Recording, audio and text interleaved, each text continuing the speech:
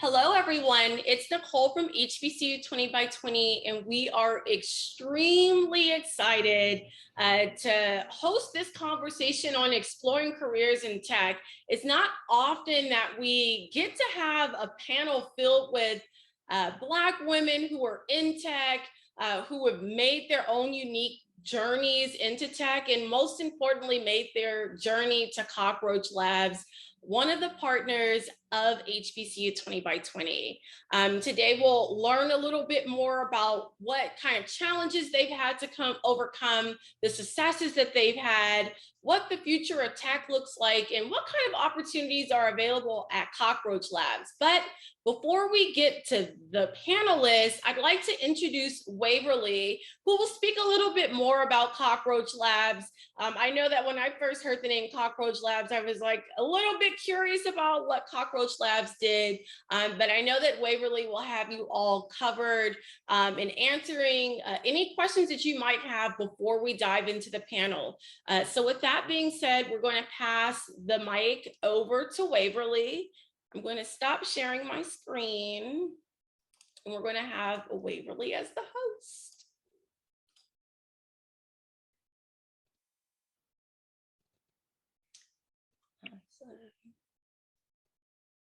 Gotta unmute. Hi, everyone. Let me get this going.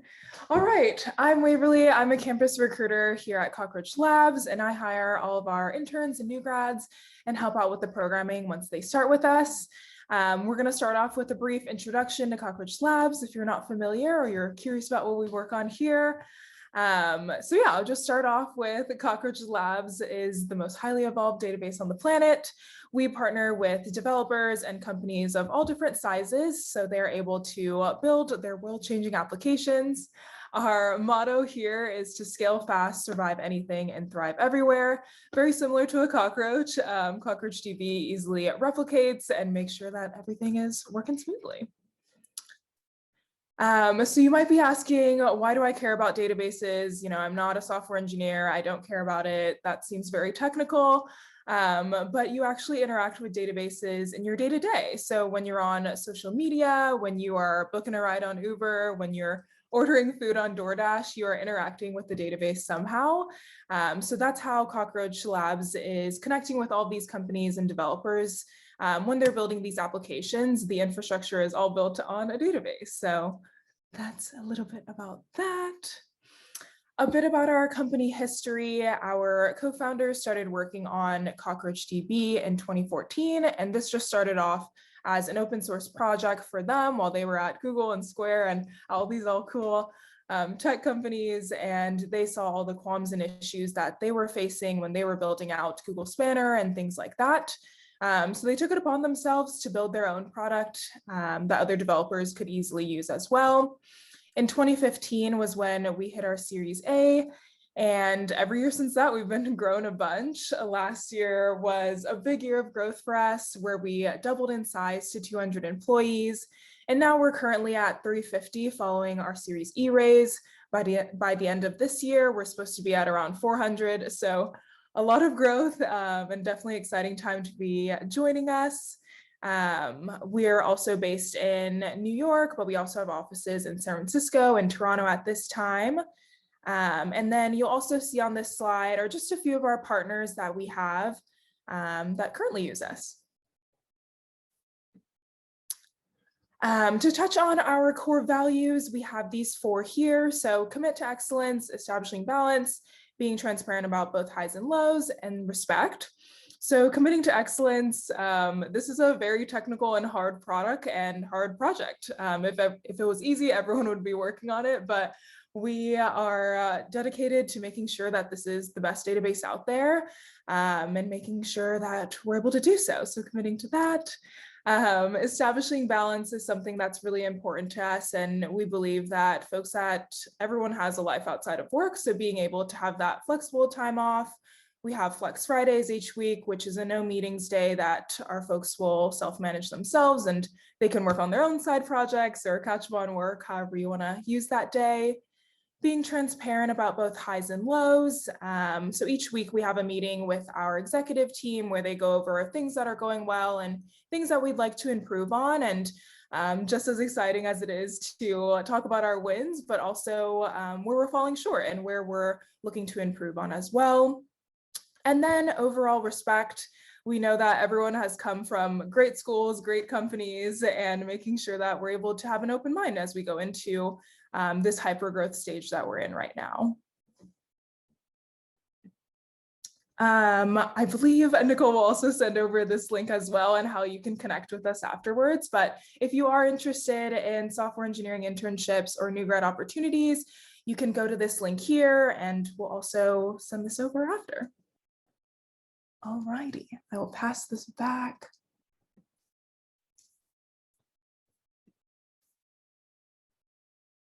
I'm back in the game. So Waverly, thank you so much for providing that overview. I think it's healthy to know that you all are creating a culture where employees have an opportunity to really learn and grow with a company that's growing, but beyond that, providing balance is something that's really important. And I know it's something that we'll talk about in today's conversations with the panelists. But with that being said, I'd love to just hop right on in. I would love if the panelists introduce themselves, just share a little bit more about who you are, what you do at Cockroach Labs, and you know what one should expect if they were to come on board with you. And we'll start with Lisa. Sure, thanks, Nicole. Yeah, my name is Lisa Marie Namphy. Everybody calls me Lisa. I have been in tech for a really long time. So I have a long history working in open source communities and architecting and advocating for developers in open source communities. So right now I'm the head of developer relations at Cockroach Labs, and I also run one of the largest CNCF user communities in the San Francisco Bay Area, and I'm a CNCF ambassador. So like everyone in tech, we all wear a lot of hats and have a lot of different jobs. But I'm a big open source advocate, and one of the things I love about Cockroach DB is it's an open source database, and that's one of the reasons we have so many stars on GitHub, because everything is transparent and out in the open. We can talk about that more, but Waverly alluded to it. Even our recruiting process and our interview process is open sourced. You can see it on GitHub. So everything we do is very transparent out there in the open. And that's one of the things I love about this company. Thank you for that introduction. So it sounds like viewers, you got to go on GitHub, check Cockroach Labs out, and go get all the codes that you need and figure out how you can become a part of Cockroach Labs. Now, I have a quick question because I know that in tech, we use a lot of different acronyms, but can you just define what CNCF is? Sorry, yeah, the Linux Foundation has a bunch of foundations within it, and the CNCF is called the Cloud Native Compute Foundation. And since I'm a software person, I always love working on the new thing. And the new thing a few years back was Kubernetes, and that's really what the anchor product and project was that came out of the CNCF. But now they have many projects, and it's a huge community. And there's a big trade show next week in Los Angeles called KubeCon. So if any of you are there, check us out at the Cockroach Labs booth. We'll be showing Cockroach DB and also talking about a lot of other software things in the cloud native ecosystem. Thank you for that. And we'll be sure to share that link with the viewers as well, so that they have it too, because that sounds like an excellent opportunity. And LA is one of the best cities. It's where I'm from. But, you know, we'll move on from there. Next, we'll go ahead and go to Ivory. Thanks, Nicole. Hi, everyone. I'm Ivory. Can everyone hear me okay? Yeah. Okay, cool. I'm Ivory. I'm from New York, the actual best city in the country, not LA. And I'm a rotational product manager at Cockroach Labs. Essentially, I just rotate between the product areas while I'm getting my footing in product management. I'm pretty new to the industry itself, although I've been in tech for about 3 years now since I graduated college. I think my favorite part about Cockroach Labs that people will find out when they onboard is just the general opportunity to learn and advance your current skill set, We have a lot of great offerings. We support like an entire load of like Udemy courses that you can take and learn about topics relevant to your role or even outside of your role. So that's my little spiel. Thank you for sharing that piece. I'm not going to banter about who's the best because we know that, we don't get snow, but that's neither here nor there. I'll let Dijah confirm. And last we have Dijah. Can you go ahead and tell us a little bit more about who you are, what you do at Cockroach Labs, and you can also share where you're from too. Yes, I'm always happy to share where I'm from. Thanks, Nicole. I'm actually from Miami, Florida, born and raised. Lived there my whole life until I moved to DC and went to Howard. And I graduated from there and started to dabble in the operations side of things. I worked a lot of roles on that side. And then tech was not something that I even considered. And the opportunity arose and I took it. And I'm glad that I did because it's been an amazing learning experience. And I've been with the company now about a year. I started out as a recruiting coordinator and I actually worked really closely with Waverly on scheduling interviewing for a lot of our candidates and ensuring that everyone goes through the process smoothly. And since then, I've transitioned out of that role into people systems, where I'm more so working on the back end of that and working with kind of people systems operations. So managing all of our systems, watching the data and analytics and assessing our team's needs. And then from there, figuring out what best systems can assist them and then managing, of course, the day-to-day relations with those systems and programs that we have at the company. And I guess my favorite thing about Cockroach Labs is really the benefits. And when I say that, I mean, even the people are a benefit. Piggybacking off Ivory, there's so many people that you can learn from here in your day-to-day, and everyone supports that. As far as your management, nobody is ever not willing to help, and that's something that's amazingly eye-opening. The further you get in your career, you'll see. So that's that. Passing it back to Nicole. No, I appreciate you for providing that context because it shows, I think, just even in listening to each of you all's introductions, just the various pathways, but beyond that, the mobilization that can happen internally within a company. So I know that we'll talk a little bit about that later, but I'll hop right on into the questions if that's okay with everyone. Awesome. So my first question for you all is, what is it like being a woman in tech? And if you want to provide like an additional layer of Black woman in tech, I think that, we talk about industries being kind of dominated by men, but we have a panel full of diversity.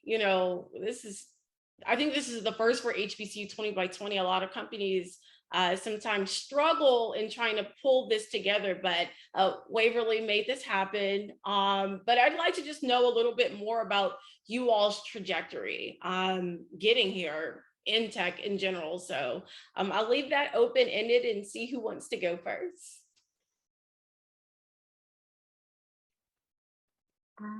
I guess I'll start.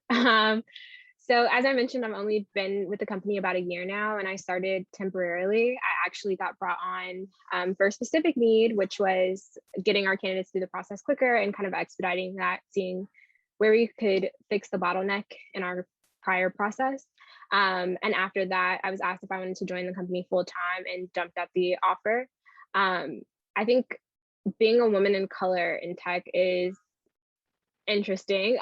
You don't see a lot of people that look like you, but I think with that being said, it also, for me, I've recommended people that I want to see work within my community.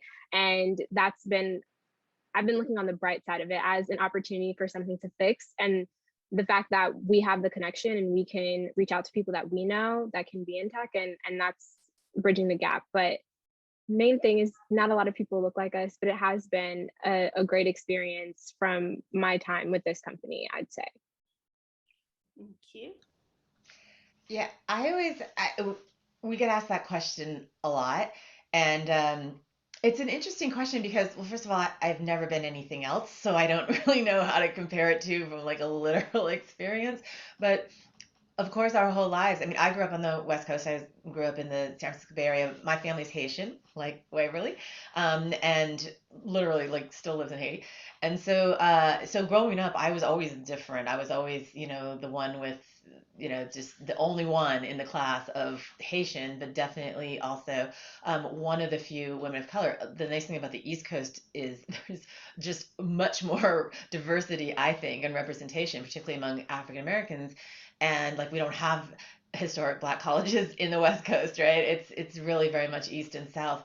So on the West Coast, and where a lot of the tech is, we're in a bubble here in the San Francisco Bay Area, it's even less. And then I find one of my favorite things about coming to Cockroach was getting to work with so many amazing African American tech, non-tech, people, employees, and that was rare for me, having been mostly in companies out here in the Bay Area. So for me, this is great. But to answer your question, it's always, all the things, you have to work a little harder, you're going to be underestimated, you've got your talking points down so that you get credibility immediately the minute you walk in the room in the meeting.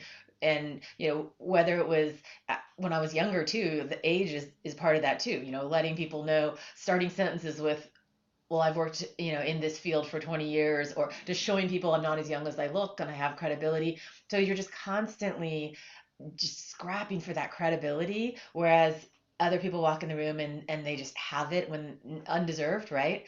So I think that, and then sometimes that can really wear on you, and it can come across as like a little bit like, wow, you kind of got a chip on your shoulder, right?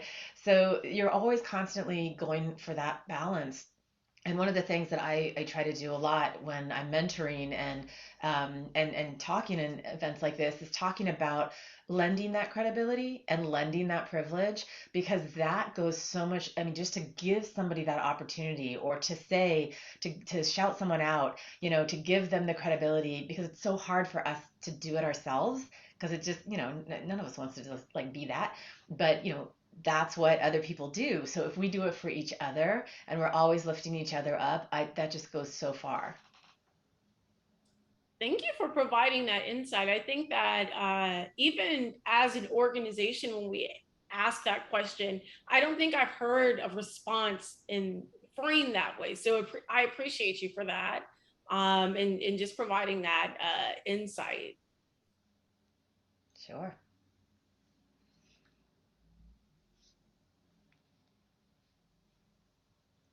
I don't know, Ivory, if you had anything you wanted to add. I mean, I agree with what both you and Dijah said 100%. I think what I'll say though is sort of what my perspective of being a woman in color was prior to Cockroach Labs and prior to the pandemic. When I first ventured into tech, I, like Lisa mentioned, was trying to stick to those major tech hubs. And those major tech hubs, those cities across the country tend to be predominantly white cities. So I started off in Austin, Texas. And one of the really cool and interesting things about the opportunity that remote work has provided is the opportunity to live in more diverse cities. I'm calling in from Houston, Texas. I spent some time in Philadelphia. That's a predominantly Black city in the country, one of the few. So I'd say at first, tech was pretty isolating as a woman of color. And I'd say that now, with the opportunity to work remotely and network with people that look more like me and, go out and be in those spaces, it's been a little bit more welcoming. Cockroach Labs definitely has a lot to do with that, because to Waverly's point about that work-life balance, thankfully, it's a company that really prioritizes that for its employees. So I think that I've been able to achieve that for sure. Thank you for providing that insight as well. And I love what I think I love most about these kinds of conversations is the panelists really serve as great ambassadors for the company. And I think that it's reflected in each response that, Cockroach Labs has a home, for people that look like me, look like you all, and the people that we also serve as well. So thank you all for answering the question that way. To change like the tone of the conversation, I want to ask you all what has been your biggest win in your professional career. So it can be a product that you managed, something that you created, something that you're working on. We would love to hear about some of the wins that you all have had.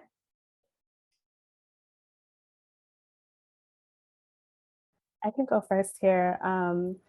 Just a little shout out to me, Waverly, and Dijah's work. We did put together what is like an ERG, an employee resource group at Cockroach Labs, and we created like a safe space, at least we attempted to create a safe space for Black employees at the company. It's called Black at CRL, and I think that that was a great win, personal one. Other than that, one of the products that I've led and owned during my rotation is I built a status page, which thankfully gives our customers more visibility into our availability and uptime of our Cockroach Cloud product. It has grown in subscribership, and I believe has also reduced a lot of the support tickets that we've received on the back end of things. So just seeing metrics like that and that sort of like small impact has been really rewarding for me. I'd say that's a huge impact. I think that as a consumer, it's always helpful to be able to go somewhere and see an update versus trying to log into something and not seeing anything at all. So that's very, very huge. Thank you for sharing that win. Same question for Lisa. Yeah, the biggest wins are similar to kind of my biggest struggles. I guess they probably do go together. Coming at this career from a non-technical major. When I majored, I was an English major and an African American history major, double majored. And I went to school in Boston, and I went to a Jesuit school, and I just went to school in an era where even though my math SAT scores were twice what my English SAT scores were, I wasn't encouraged or pushed to explore that. And I should have, I would have been the next astrophysicist. I absolutely love what's going on in the sky, the stars, the planets. I mean, that, if I could do it all again.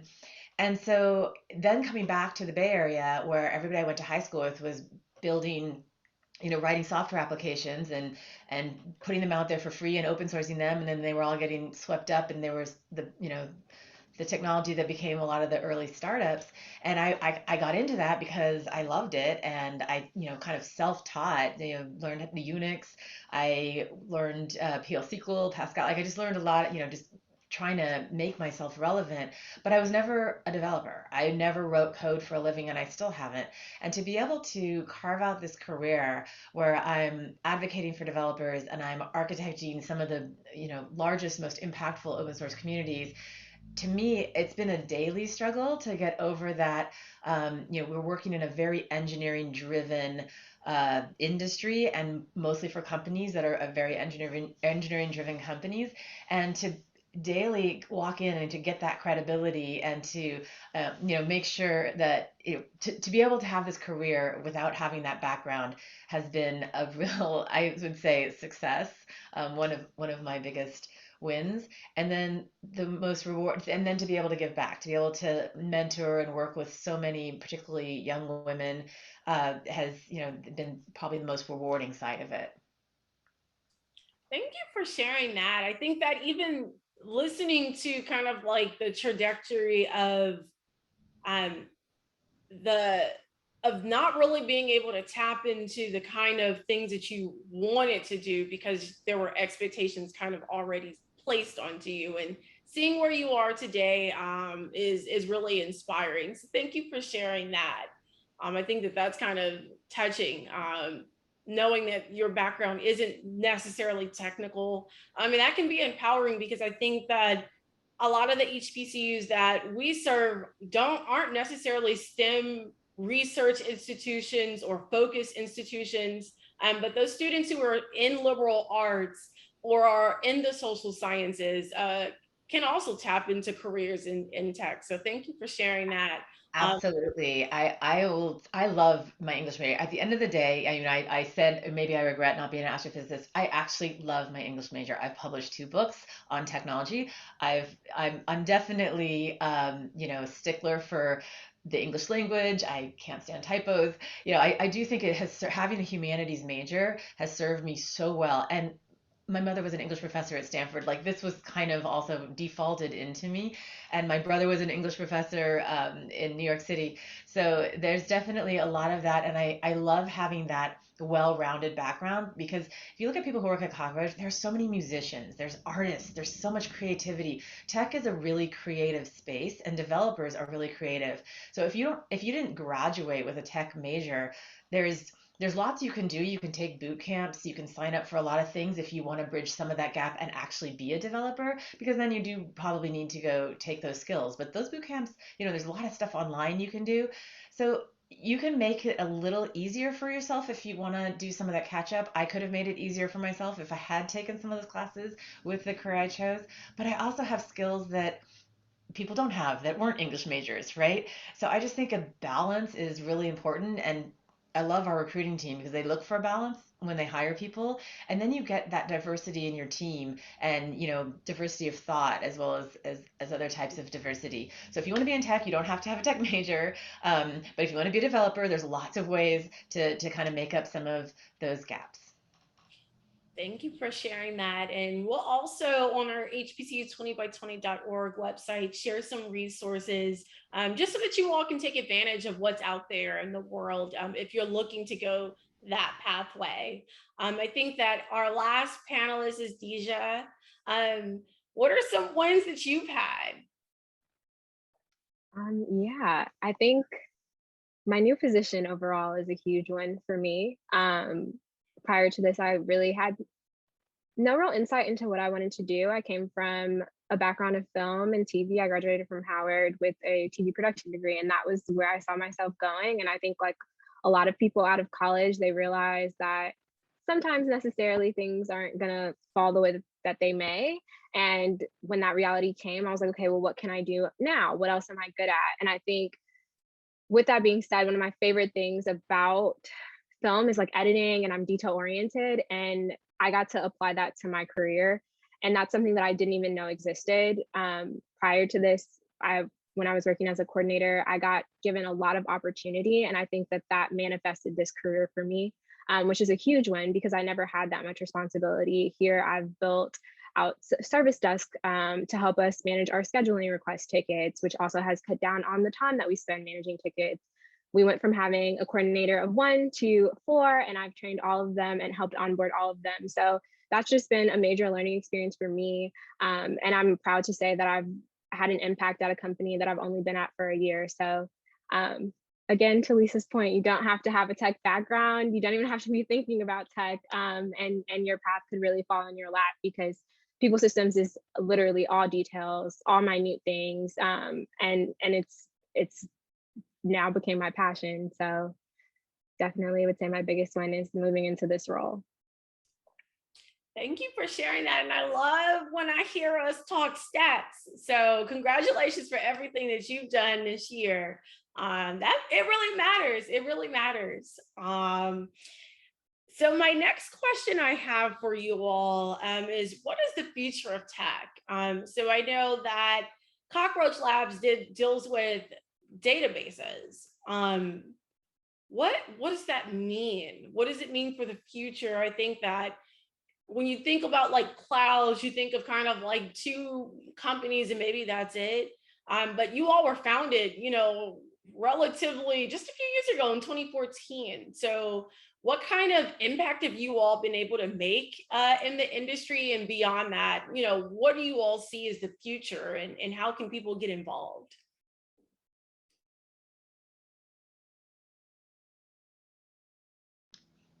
I figured Ivory was going to take this one first. Go for it. We'll chime in after. I don't want to misrepresent the company here, as I'm not a very technical spokesperson. But I'd like to believe that Cockroach Labs is sort of investing in the future of tech. What we do is we build these resilient databases, and what they do is they power other businesses' applications in their everyday work.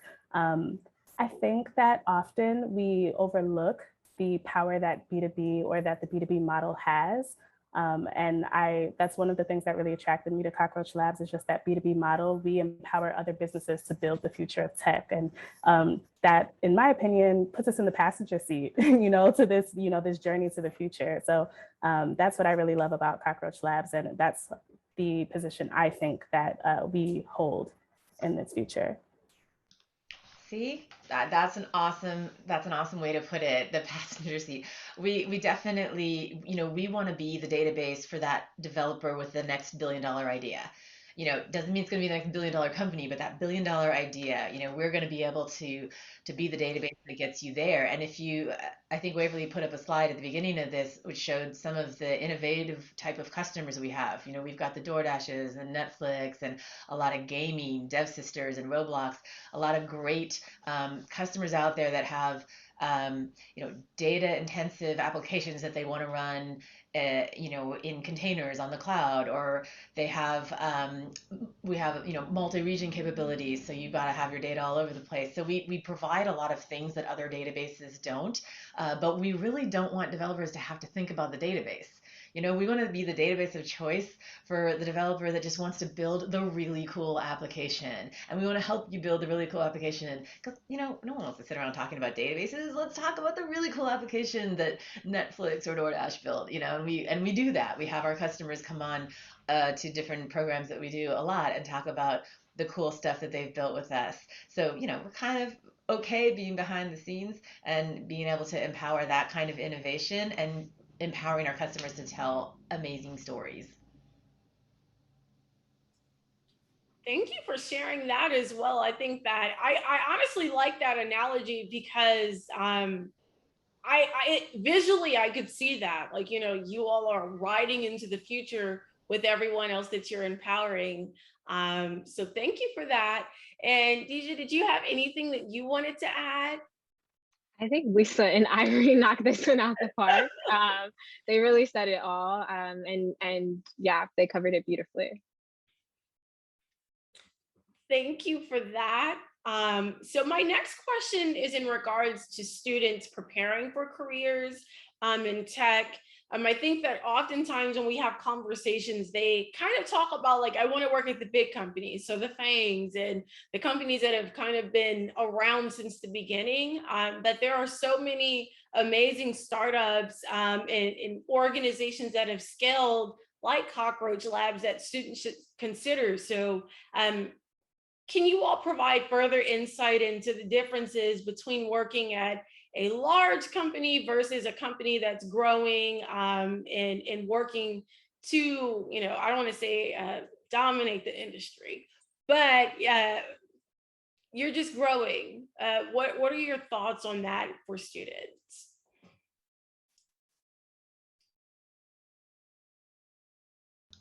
Waverly, this one's right up your alley. Oh, and Waverly, please feel free to chime in, please, please. Okay, I will chime in for this one.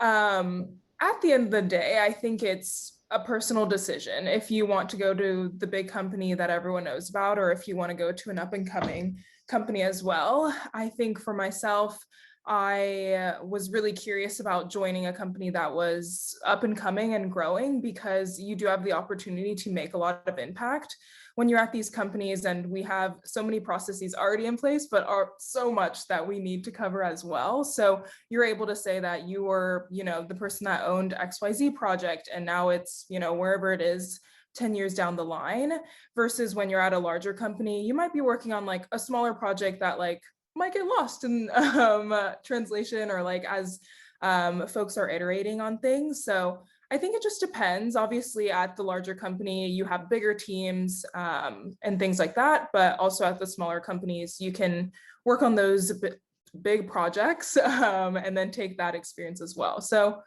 really, it's up to you on what you want to do and where you want to take your career. And I think, yeah, it's up to you. Thank you for providing that insight. And I think this next question might also be a Waverly question, but what kind of non-technical careers are available at Cockroach Labs as well? So many. So recruiting is one, marketing, sales, operations. Even our like product team, I feel like is adjacent to engineering, but you don't technically have to, you know, be a developer in the past. Like Ivory and Lisa both are adjacent to the engineering team and interact with them every day. And Dijah and myself, we coordinate with them for like interviews and getting slates together and stuff like that. So there's a lot of different things you can do outside of it. And yeah, I think a lot of people have applicable skills for a lot of these roles. And that's the same in building communities as well. There's so many roles that are so important. There's a lot of legal things that come into especially open source software, right? Licensing, things that needs to be taken care of. Documentation is probably the most important part of tech, really. And our docs writers are really, they are quite technical generally, but I know a lot of doc writers that have come in without a technical background initially, and your product and your open source project is only as good as the documentation, quite honestly. And it's another one of my favorite things about Cockroach. Cockroach DB has some of the best documentation that I've seen like anywhere. It's awesome. So shout out to the docs team. But there are a lot of roles, and we've spent a lot of time trying to, again, kind of what I talked about in the beginning with the stigma in open source communities. It started out that way as well, where when, you know, some of the projects I worked on, OpenStack and Kubernetes, you know, the credibility or the cred was really going to the project owners and the people who sat on the TC, and it was a lot of the other community organizers that weren't really getting the credit. And we spent a lot of time, or even the privilege, right? We spent a lot of time working with foundations of organizations to say, okay, you're giving all of your core contributors free conference passes and sometimes even flying them there. How about all of the community organizers who have built the user groups? How about all the trainers who have trained and built trained the operators and trained the architects so that these products are actually out there being used? You know, I mean, you can build the greatest product in the world, but if nobody knows how to use it or can't, implement it in a productive way, what good is it, right? So all of those other pieces of the puzzle that were kind of not as glorified, and so then nobody really flocked to go do them, we were really trying to flip the script on that one and make sure that everybody knew that every member of the community or every member of the company was valued. It's an important part of building great tech. Thank you both for providing that context. I have one last question before I moved on to questions that were asked by students. But what's your favorite part? I'm going to redo that and I'm going to nip that out. The bloopers. Okay, we got bloopers. It's okay. Okay. What is you all's favorite part of working at Cockroach Labs?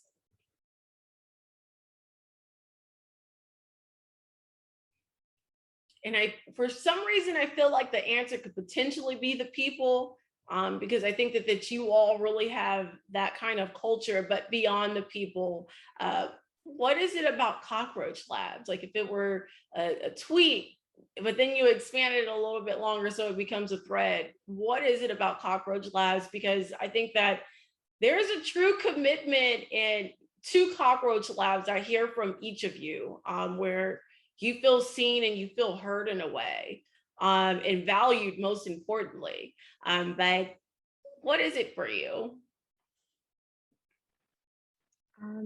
I can start with this one.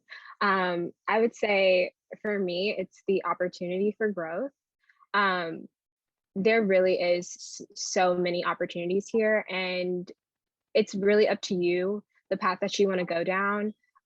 Nobody is holding you to a particular path. So if you don't want to go into recruiting after being a recruiting coordinator, no one is like, that's your path. More so people are like, okay, well, what do you want to do? What do you like? Let's partner you with this person. And I think that's an amazing opportunity, because a lot of places you can easily get bottlenecked into your role and that's what you do and that's it. But here there's a lot of opportunity for partnership and a lot of opportunity to really just grow your career how you want. And a lot of the people are supportive of that. Your manager is supportive of that. Your team is supportive of that. And it goes all the way to the top. I mean, I meet with our CPO sometimes and she's asking, where do you see yourself going next? And that's a big deal. That's 2 levels up for me as far as management goes. And for her to have that care and kind of see it like, hey, if this is where you see yourself going, let's talk about the steps to get you there. I think that's amazing. And it says a lot about the leadership here and again, the people here. Nobody is ever kind of blocking your blessings, for lack of a better term. Ooh, no gatekeeping. I like it.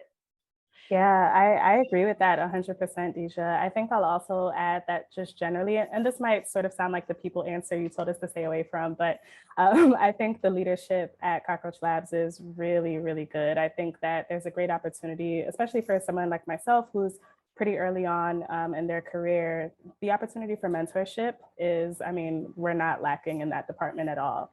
As you can see, beautiful Black women at this company from different departments.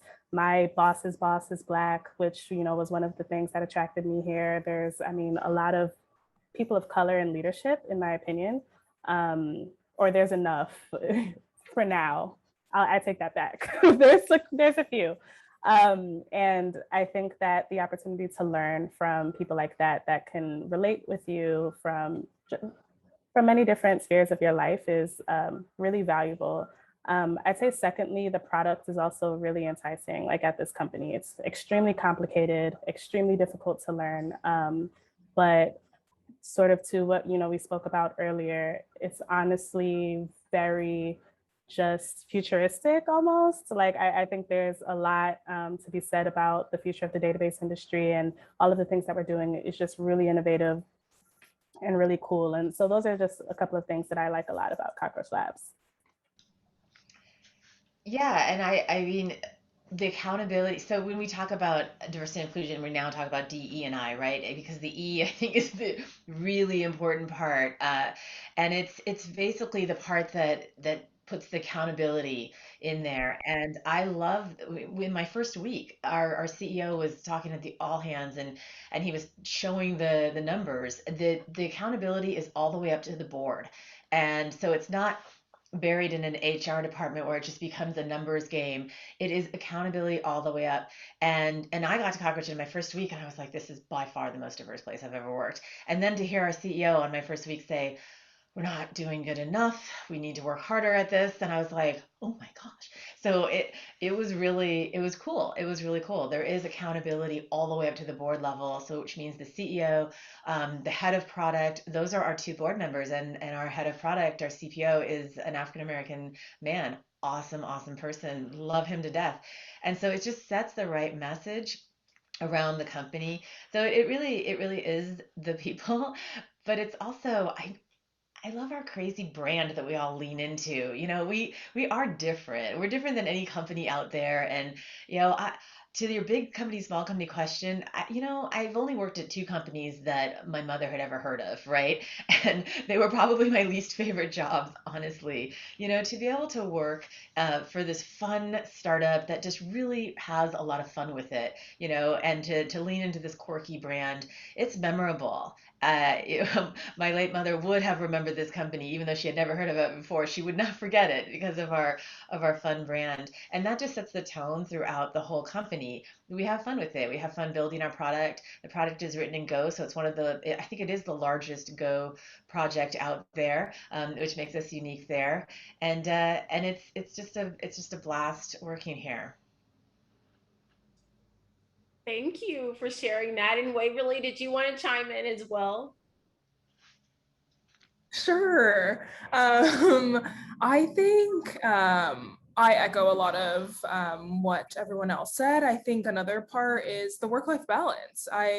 We all work extremely hard in our roles, and I think we hear a lot of times like every company gives flexible paid time off and like all these cool perks, but like even last night, my manager saw that I was online and he messaged me and was like, why are you online right now? Like, please like get off. And having a manager that supports me in that sense and is like, please stop working. Like anything that you're working on can wait till tomorrow. We have the Flex Fridays that I touched on earlier, and that's really cool as well. And kind of breaking that stigma of like, you need to work 9 to 5 every, 5 days a week. And as well. And then also tapping onto the mental health portion as well. You need to take time off to recuperate and make sure that you can do your best work here. And Cockroach Labs really empowers us to do that. I feel like I can take like each of you all's statements, compile it just in one video and share it, and the students would literally fall in love. I think that we really pay attention to what the students want. HBCU 20x20 has no problem canceling partnerships publicly, but more so really promoting and pushing partnerships. And I think that, you know, everything you all say is genuine. I don't think like, you know, anyone has forced you all to say all of the amazing things that you have said about Cockroach Labs.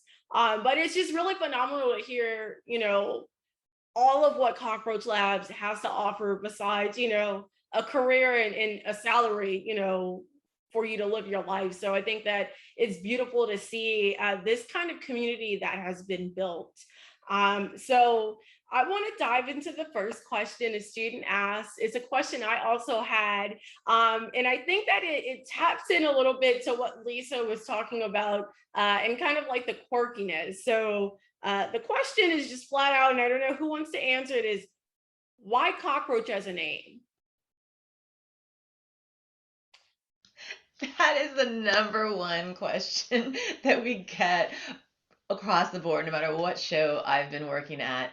It's now that more people are starting to get to have heard of us, we're getting it less. But I mean, I think I got that question like so many times yesterday. I always ask people, why do you think? And once they think about it, it kind of makes sense, right? The database that you just can't kill, it will survive the apocalypse, right? The resiliency, the scalability, you know, we'll survive anything, we'll thrive everywhere. I mean, the whole, you know, every analogy that you can make about a cockroach is basically what we want you to think about with our database. So to me, it's like kind of an obvious thing. And once we say it to people, they're like, oh yeah, I get it. And our database is, I mean, we really live it. The database does not go down. We've had data centers go down and our database keeps running, and the customer won't even know about it because the database is still running, and we'll ping them and say, something might be going on in your data center, you might want to check out. They're like, whoa, because the database kept running. So we will survive the apocalypse. We say we haven't actually tested that yet, but I think we kind of did because we survived the last couple of years, right? So it is the absolutely most resilient database out there, we think. I chuckled because I like flashbacks. I was like, you know what, that does make sense. It does make sense. Like, you know, so that's amazing and phenomenal to hear. And I appreciate you for providing that context. And it's actually, yeah, that's really, really hilarious. Waverly can talk about all the ways we lean into the brand. I mean, it starts from recruiting, you know, like the molting, and there's more cockroach analogies than you possibly could have thought existed. And I know more random facts about cockroaches now than I ever thought I would know from working all these shows. But we really do lean into the brand. That's cool. Thank you for providing that. So that was one question. The next question is, how do I stand out as a candidate?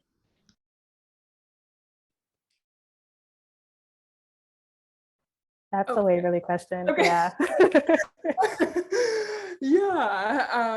I think one, with your resume, the biggest thing I always give is make sure it's in PDF form, because as a recruiter, I'm downloading so many resumes every day. So making sure it's in PDF form and it's all looking great and how you expected it to look.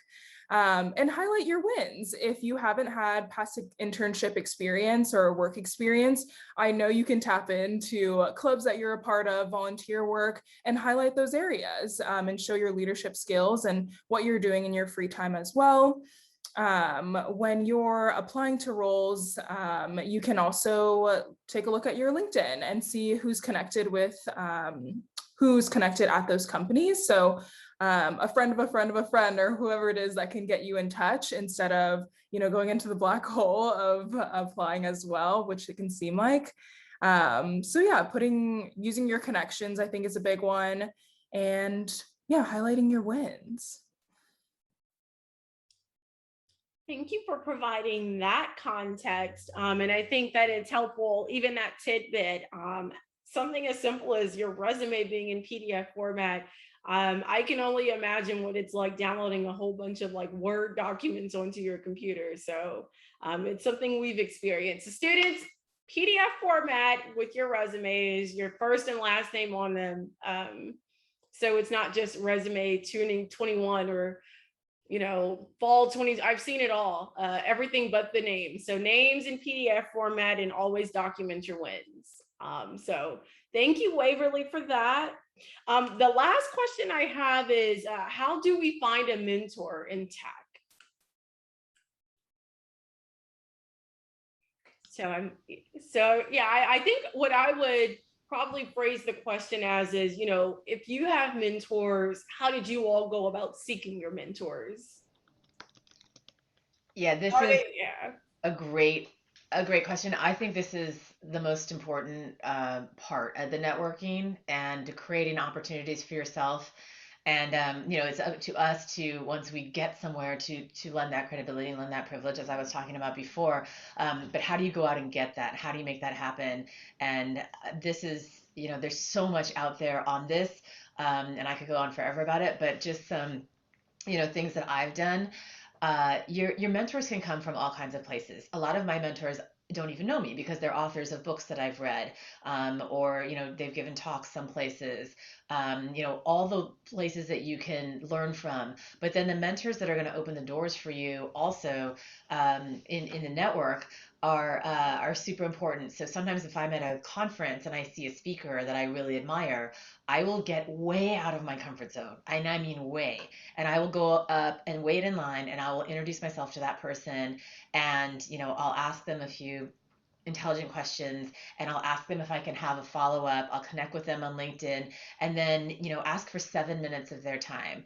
And people don't realize, especially the higher level the executive gets, they actually love doing this. I mean, they don't, sometimes you get a little detached from, from being able to really feel like you're helping people. And if you ask for 7 minutes on anyone's calendar, they're probably going to give it to you. And so I really perfected the 7 minute meeting, and then make sure you really use that time. And of course it helps if you flatter the person. For me, I will have definitely read the book they've written.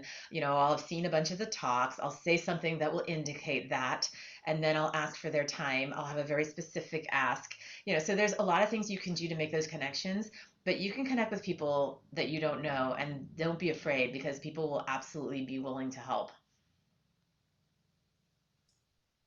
Thank you for sharing that. I think that even hearing kind of like your process, it's very intentional. It's not a, oh, I saw this person, like in this article, or I saw this amazing tweet and now I want to connect with them, but more so they really have something of value that I've received, and I really want to connect with them further. So thank you for sharing that. I think that the students could really take something away. I mean, even like the tip of asking for a 7 minute meeting. I think it makes a lot of sense, because 30 minutes is a little bit more difficult than 7. So thank you for that. And when you get that 7 minutes, it'll probably turn into 15, because the person will be enjoying the conversation, and it may even turn into longer. I can't even tell you how many times I've been saying, okay, thank you. And they're like, oh no, but then this, and I just thought of this. And join communities and meet those mentors, go to meetups and do them online, and don't be afraid to connect with people on LinkedIn, and don't just click connect with me. I generally do not connect with anyone on LinkedIn unless they write me a personal note. I saw you speaking at this conference. This is what you said that really resonated with me. Whatever it is, but if someone takes the time to do that, I always connect with them. And oftentimes they'll write me again, and I'll have conversations with them on LinkedIn. So, use all of those things. And what's the worst thing that can happen? Someone just ignores you, or maybe they didn't even see it, but that's not the worst thing, right? I mean, then you do that with someone else. And go to a lot of the mentors that I didn't think I'd ever meet in my life, the authors of the books. I went to a book signing, and then I walked up to them afterwards, and I said, can you sign my book? And then they saw all the dog-eared pages and lines that were underlined, and they're like, you really read this. And I'm like, read it, absorbed it, loved it, learned from it, want to keep learning from you. It's great. Thank you for that. Ivory, do you have anything you want to chime in or add to the conversation about that? Yeah, I think that's great advice, Lisa. That's pretty much the method that I follow almost to a T. I think that the foremost and probably most important step is just that level of intent, being very intentional about who you are seeking mentorship from, what you hope to gain, what you hope to learn from this person.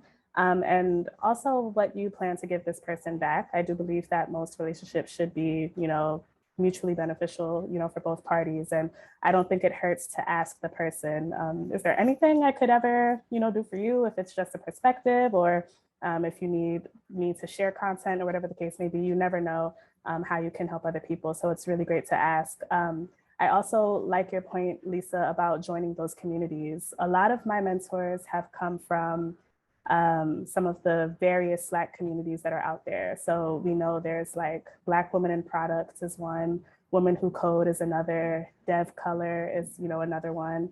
When I was in college, there are so many opportunities and communities that we have access to. Tap in is really what I'll say. Thank you for that. And Dijah, do you have anything that you want to add, or Waverly? I think that Lisa and Ivory had great points. To Lisa's point, I would say don't be shy and don't be afraid to ask. Don't hesitate to connect with people. You just never know. There are times that people might not be responsive, but there are times that people might shock you and be overly responsive. And I think a lot of people are eager to mentor.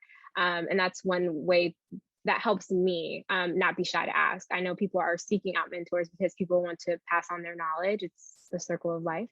And I just try to think about it that way, but don't be shy to ask and network. Also, alumni is a really big way for me to connect with people. I'm very active in my alumni association, but with that being said, you also get to connect with people that came from the same place as you and have gotten to where you want to go, and you get more insight also from a perspective of relatability. So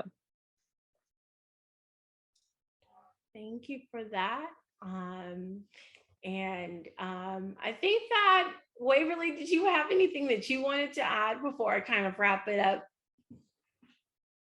I don't think I have anything else. We'll do the DoorDash gift card raffle as well, so stay tuned for that, but thanks for joining us. No, so I just want to take the time out again to thank each of you for providing insights. I think that for the HBCU 20x20 Tech Fellows that are in our program, they're going to feel empowered by this. I think that it's important to see people, again, that representation, for you to feel represented, but beyond that, to know that you all work for a company that wants you there. It makes a difference. And I think that for the students, because I know that you'll be watching this, I want you to really pay attention to everything that was said. I'm going to go ahead and drop the question. It was based off of something that a panelist said, but someone mentioned a minute kind of meeting. How many minutes was that?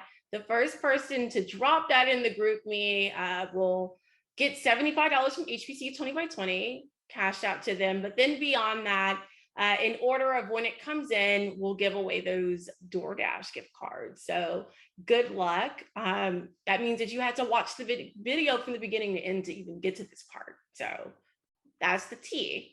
But either way, we're really grateful again for each of you all for participating in this conversation.